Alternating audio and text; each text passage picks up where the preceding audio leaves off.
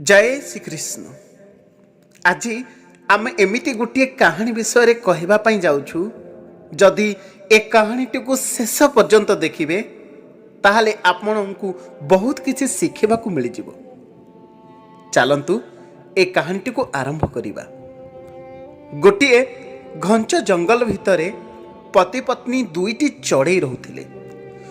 गोटे चढ़ई राजा आउ गोटे चढ़ई राणी। से दुई जन दुहे दुहे को बहुत भल पाउथिले, किंतु चढ़ई राणी को सबुबले चढ़ई राजा उपरे संदेह आसुथिला। कारण से चढ़ई राजा ता चढ़ई राणी को मने मने बहुत भल पाउथिले, किंतु से देखे हेउनथिले कि मु तते एते भल पाउछि बोली, जहा फलरे चढ़ई राणी को लागुथिला मते से भल पाउनाहति बोली। से सबुबले संदेह करे एवं सबुबले चढ़ई राजा उपरे झगड़ा करे। चढ़ई रानीर एभली कथा सुनी चढ़ई राजा सबुबले ताकू बुझेबाकू चेष्टा करे।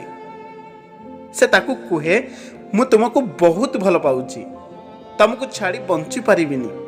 जदि तमे कहिबो मु मो जीवन देबा पई मध्ये प्रस्तुत अछि। किंतु ए कथा को सुनी सारिला परे चढ़ई रानी को विश्वास हेउ नथिला। से सबुबले मन दुखरे रहुथिला।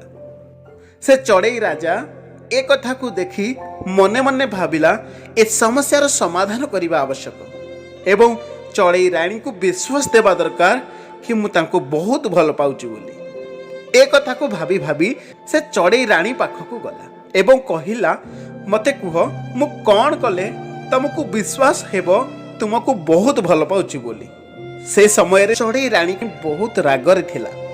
सेदिपाई जानी सुनी एमिति किछि करिबा पई कहिला जोटा से चढ़ई राजा पई करिबा असंभव थिला। कारण से जंगलटी बरफ पहाड़ थिला। सेथिपाई से जंगल रे सबु बेले बरफ वर्षा लागि रहुथिला। सेदिन बहुत जोर रे बरफ वर्षा लागि रहिथिला। ता बसा पाखकू टिके दूर रे गोटे गछ थिला। से गछ रे पत्र नथिला। चढ़ई रानी से चढ़ई राजा को कहिला, जदि तमे से गछ उपरे आज राति सारा रही पारिबो ताहले मु विश्वास करिबी तमे मते भल पाउछ बोली। चढ़ई रानी ठारू एभली कथा सुनी सारिला परे चढ़ई राजा जेते बेले बाहर को चाहि देखिला, से देखिला बहुत जोर रे बरफ वर्षा हेउथिला। एहा देखी चढ़ई रानी को कहिला, बाहर बहुत जोर रे बरफ वर्षा हेउछि, जदि मु सेठी राति सारा रहिबी ताहले मो जीवन चली जीवो।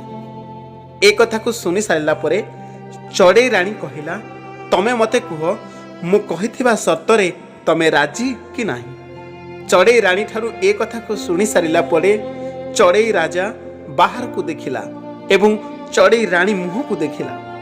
शेषरे गोटे निश्वास नहीं कहिला, ठीक अछि मु तम शर्तरे राजी।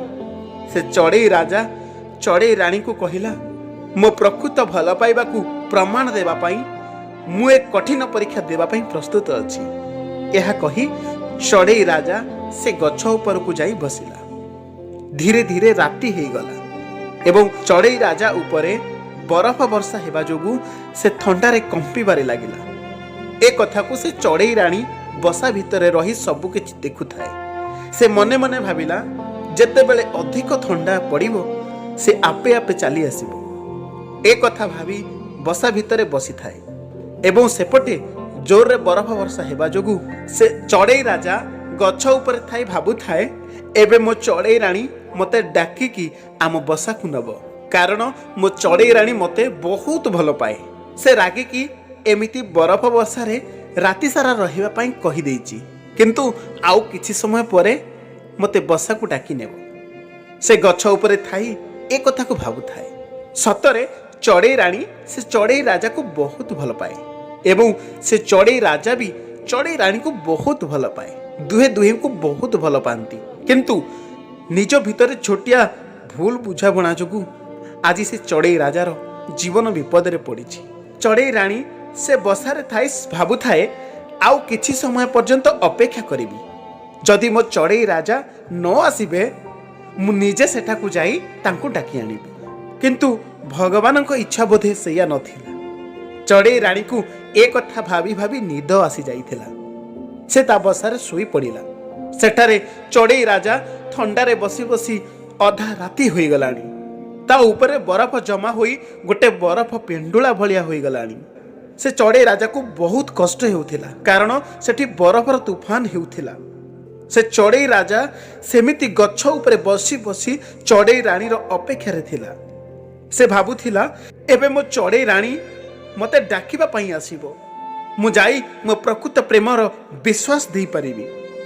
ଏହା ଭାବି ସେ ଚଢ଼େଇ ରାଜା ମନେ ମନେ ଖୁସି ହୋଇଥିଲା। ସେ ଭାବିଲା, ଯଦି ମୁଁ ମୋ ମନକୁ ମନ ମୋ ବସାକୁ ଯିବି, ମୋ ସର୍ତ୍ତ ହାରିଯିବି, ଯାହାଫଳରେ ମୋ ଭଲ ପାଇବା ମିଛ ପ୍ରମାଣିତ ହେବ। ନିଜ ପ୍ରେମକୁ ସତ ପ୍ରମାଣିତ କରିବା ପାଇଁ ଯାଇ ସେ ଚଢ଼େଇ ରାଜା ରାତି ସାରା ବରଫ ବର୍ଷା ହେଉଥିବା ସେ ଗଛ ଉପରେ ବସି ରହିଲା। ସେତେବେଳେ ସେ ଜାଣିପାରିଥିଲା, ମୋ ଚଢ଼େଇ ରାଣୀକୁ ବୋଧହୁଏ ନିଦ ଆସିଯାଇଛି, ଯାହାଫଳରେ ସେ ଶୋଇପଡ଼ିଛି।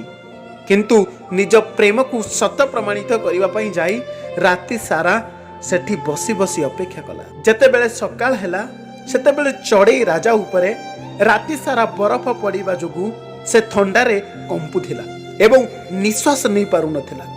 ସେତେବେଳେ ଚଢ଼େଇ ରାଜା ମରଣ ଅବସ୍ଥାକୁ ଆସିଯାଇଥିଲା। ସେପଟେ ଯେତେବେଳେ ଚଢ଼େଇ ରାଣୀର ନିଦ ଭାଙ୍ଗିଲା, ହଠାତ୍ ନିଜ ପାଖରେ ତା ପତିକୁ ନ ଦେଖି ସେ ପାଗଳଙ୍କ ଭଳି ହୋଇଗଲା। ତାର ମନେ ପଡ଼ିଗଲା କି ମୁଁ ରାତିରେ ଡାକିବା ପାଇଁ ନ ଯାଇ ବସୁ ବସୁ ଶୋଇପଡ଼ିଥିଲି। ଏ କଥାକୁ ଭାବି ଭାବି କାନ୍ଦିବା ଆରମ୍ଭ କରିଦେଲା ଏବଂ ଚଢ଼େଇ ରାଜା ପାଖକୁ ଗଲା। ସେଠି ପହଞ୍ଚି ସେ ଚଢ଼େଇ ରାଜାକୁ ଖୋଜିବାକୁ ଲାଗିଲା, କିନ୍ତୁ ତାକୁ କୋଉଠି ବି ହେଲେ ସେ ଚଢ଼େଇ ରାଣୀ ପାଇଲା ନାହିଁ। ସେ ଗୋଟିଏ ଗଛ ଡାଳରେ ବସି ଜୋର ଜୋରରେ କାନ୍ଦି କାନ୍ଦି କହିଲା, ତମେ କୋଉଠି ଅଛ? ଏବେ ମୁଁ ତମ ସହିତ କେବେ ବି ଝଗଡ଼ା କରିବି ନାହିଁ, ତମ ଉପରେ କେବେ ବି ସନ୍ଦେହ କରିବି ନାହିଁ, କି ତମ ସହିତ ଏଭଳି କୌଣସି ସର୍ତ୍ତ ରଖିବିନି। ବାସ୍ ଥରଟିଏ ପାଇଁ ମୋ ପାଖକୁ ଆସିଯାଅ।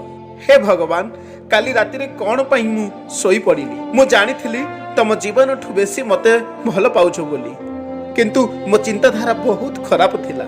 ମୁଁ ସବୁବେଳେ ତମ ଉପରେ ସନ୍ଦେହ କରୁଥିଲି। ମୁଁ ଆଜି ପର୍ଯ୍ୟନ୍ତ ଜାଣିପାରିଲିନି ତମେ ମୋତେ ଏତେ ଭଲ ପାଉଛ ବୋଲି, ନା କେବେ ତମ କଥାକୁ ବୁଝିବା ପାଇଁ ଚେଷ୍ଟା କରିଛି। ଏ କଥାକୁ କହି ଚଢ଼େଇ ରାଣୀ କାନ୍ଦିବା ଆରମ୍ଭ କରିଦେଲା। ଠିକ୍ ସେତିକି ବେଳେ ସେ ଚଢ଼େଇ ରାଜାକୁ ଚଢ଼େଇ ରାଣୀର କାନ୍ଦିବା ଧୀରେ ଧୀରେ ଶୁଭୁଥିଲା। ହେଲେ ତା ଉପରେ ବରଫ ଜମା ହୋଇଥିବାରୁ ସେ କିଛି କରିପାରୁନଥିଲା। ସେ ବହୁତ ଚେଷ୍ଟା କରୁଥିଲା ବରଫରୁ ବାହାରିବା ପାଇଁ, କିନ୍ତୁ ସେ ବାହାରି ପାରୁନଥିଲା। ଯେତେବେଳେ ବାରମ୍ବାର ଚଢ଼େଇ ରାଣୀ କାନ୍ଦିବାକୁ ଲାଗିଲା, ସେତେବେଳେ ଚଢ଼େଇ ରାଜା ତା ଶରୀରରେ ଯେତେ ବଳ ଥିଲା ସେତେ ଜୋରରେ ତା ଶରୀରକୁ ହଲାଇବାକୁ ଚେଷ୍ଟା କଲା। ଠିକ୍ ସେତିକି ବେଳେ ସେ ଡାଳରୁ ବରଫ ପିଣ୍ଡୁଳା ସହ ତଳକୁ ଖସି ପଡ଼ିଲା। ଧୀରେ ଧୀରେ ଖରା ପଡ଼ିବା ଯୋଗୁଁ ସେ ବରଫ ତରଳି ପାଣି ହୋଇଗଲା ଏବଂ ସେ ଚଢ଼େଇ ରାଜା ଧୀରେ ଧୀରେ ନିଶ୍ୱାସ ମାରିଲା। ଯେତେବେଳେ ଚଢ଼େଇ ରାଣୀ ସେ ତାର ଚଢ଼େଇ ରାଜାକୁ ଦେଖିଲା, ସେ ତୁରନ୍ତ ତା ପାଖକୁ ଗଲା ଏବଂ ତାକୁ କୋଳରେ ବସେଇ କାନ୍ଦି କାନ୍ଦି କହିଲା, ମୋର ଭୁଲ ହେଇଯାଇଛି, ତମ ସହିତ ଏଭଳି ସର୍ତ୍ତ ରଖିବାର ନଥିଲା। ମୁଁ ଜାଣିନଥିଲି ତମେ ମୋତେ ବହୁତ ଭଲ ପାଉଛ ବୋଲି। ମୁଁ ବହୁତ ବଡ଼ ଭୁଲ କରିଦେଲି, ମୋତେ କ୍ଷମା କରିଦିଅ। ଚଢ଼େଇ ରାଣୀ ଠାରୁ ଏଭଳି କଥା ଶୁଣି ସାରିଲା ପରେ ଚଢ଼େଇ ରାଜା କହିଲା, କ'ଣ ମୁଁ ତମ ସର୍ତ୍ତରେ ଜିତିଗଲି? କ'ଣ ମୋ ପ୍ରେମ ସତରେ ପବିତ୍ର ଥିଲା? କ'ଣ ଏବେ ତମକୁ ମୋ ଉପରେ ବିଶ୍ୱାସ ହେଲା କି ମୁଁ ତୁମକୁ ବହୁତ ଭଲ ପାଉଛି ବୋଲି? ଏ କଥାକୁ ଶୁଣିଲା ପରେ ଚଢ଼େଇ ରାଣୀ କାନ୍ଦି କାନ୍ଦି କହିଲା, ତମେ ମୋ ସର୍ତ୍ତରେ ଜିତିଗଲ, ଏବେ ମୋର ତମ ଉପରେ କୌଣସି ପ୍ରକାର ସନ୍ଦେହ ନାହିଁ। ଏହା କହି ସେ ଚଢ଼େଇ ରାଜାକୁ ଉଠାଇବା ପାଇଁ ଚେଷ୍ଟା କଲା, କିନ୍ତୁ ସେତେବେଳେ ସେ ଚଢ଼େଇ ରାଜା ଏ ଦୁନିଆକୁ ଛାଡ଼ି ସବୁଦିନ ପାଇଁ ଚାଲି ଯାଇଥିଲା। ସେ ଚଢ଼େଇ ରାଣୀ ନିଜ ପତିକୁ ବହୁତ ଭଲ ପାଉଥିଲା। ସେ ଯେତେବେଳେ ଦେଖିଲା ତା ଚିଡ଼ିଆ ରାଜା ଆଉ ଏ ଦୁନିଆରେ ନାହିଁ, ସେ ନିଶ୍ଚୟ କଲା ମୁଁ ମୋ ବସାକୁ ଆଉ ଯିବି ନାହିଁ ବୋଲି। ସେ ଗଛ ଡାଳରେ ସେମିତି ବସି ରହିଲା। ଧୀରେ ଧୀରେ ରାତି ହୋଇଗଲା ଏବଂ ପୂର୍ବ ଦିନ ଭଳି ଜୋରରେ ବରଫ ବର୍ଷା ହେବା ଆରମ୍ଭ ହୋଇଗଲା। ସେ ଚଢ଼େଇ ରାଣୀ ସେମିତି ରାତି ସାରା ସେ ଗଛ ଡାଳରେ ବସି ରହିଲା। ଯେତେବେଳେ ସକାଳ ହେଲା, ସେ ଚଢ଼େଇ ରାଣୀ ମଧ୍ୟ ଏ ଦୁନିଆକୁ ଛାଡ଼ି ସବୁଦିନ ପାଇଁ ଚାଲି ଯାଇଥିଲା। ଦେଖୁ ଦେଖୁ ତାଙ୍କ ସୁନାର ସଂସାର ଛରଖର ହୋଇଗଲା।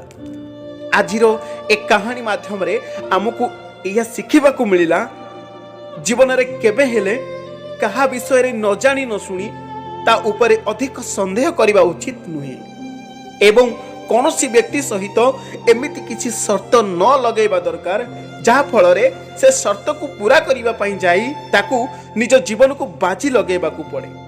ଆଶା କରୁଛୁ ଏ କାହାଣୀଟି ଆପଣଙ୍କୁ ଭଲ ଲାଗିଥିବ। ଯଦି ଆପଣଙ୍କୁ ଭଲ ଲାଗିଥିବ ଅଧିକରୁ ଅଧିକ ଲୋକମାନଙ୍କୁ ସେୟାର କରନ୍ତୁ, ଯାହା ଫଳରେ ଲୋକମାନଙ୍କୁ ଏଭଳି ସର୍ତ୍ତ ରଖିବା ପୂର୍ବରୁ 1000 ଥର ଭାବିବା ନିହାତି ଦରକାର। ଜୟ ଶ୍ରୀକୃଷ୍ଣ।